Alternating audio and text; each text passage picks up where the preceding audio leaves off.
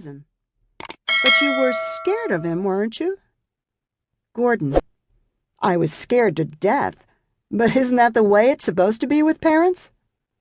Susan. Gordon, is that how you'd want your children to feel about you?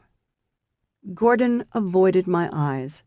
This was making him extremely uncomfortable. I pulled my chair closer and continued gently. Your wife is a pediatrician. If she saw a child in her office with the same marks on his body that you had on yours from one of your father's spankings, would she be required by law to report it to the authorities? Gordon didn't have to answer. His eyes filled with tears at the realization. He whispered, I'm getting a terrible knot in my stomach. Gordon's defenses were down.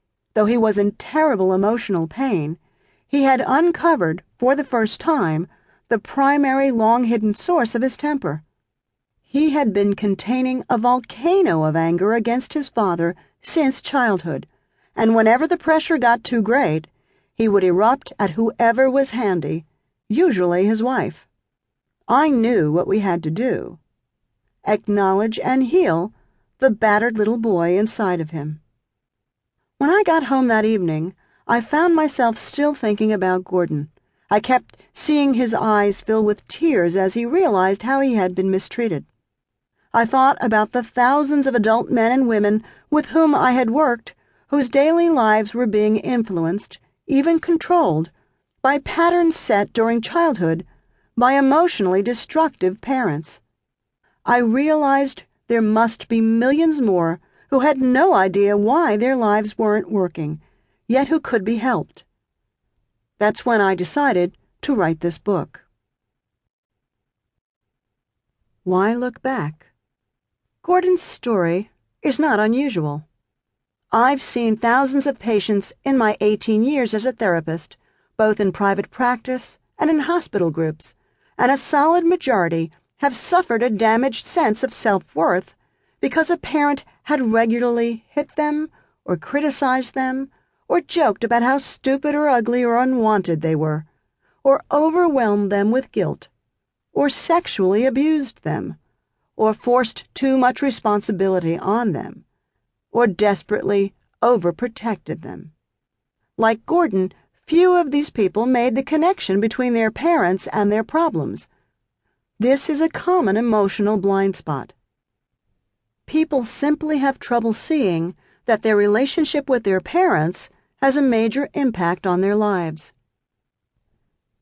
Therapeutic trends, which used to rely heavily on the analysis of early life experiences, have moved away from the then and into the here and now.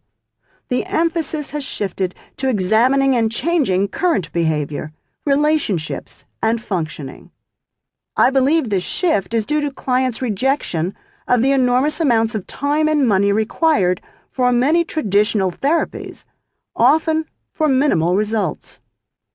I am a great believer in short-term therapy that focuses on changing destructive behavior patterns, but my experience has taught me that it is not enough to treat the symptoms. You must also deal with the sources of those symptoms. Therapy is most effective when it proceeds down a double track, both changing current self-defeating behavior and disconnecting from the traumas of the past. Gordon had to learn techniques to control his anger, but in order to make permanent changes, ones that would stand up under stress, he also had to go back and deal with the pain of his childhood. Our parents plant mental and emotional seeds in us, seeds that grow as we do. In some families, these are seeds of love, respect, and independence, but in many others they are seeds of fear, obligation, or guilt. If you belong to this second group, this book is for you. As you grew into adulthood, these seeds grew into invisible weeds that invaded your life in ways you never dreamed of. Their tendrils may have harmed your relationships, your career, or your family. They have certainly undermined your self-confidence and self-esteem. I'm going to help you find those weeds and root them out.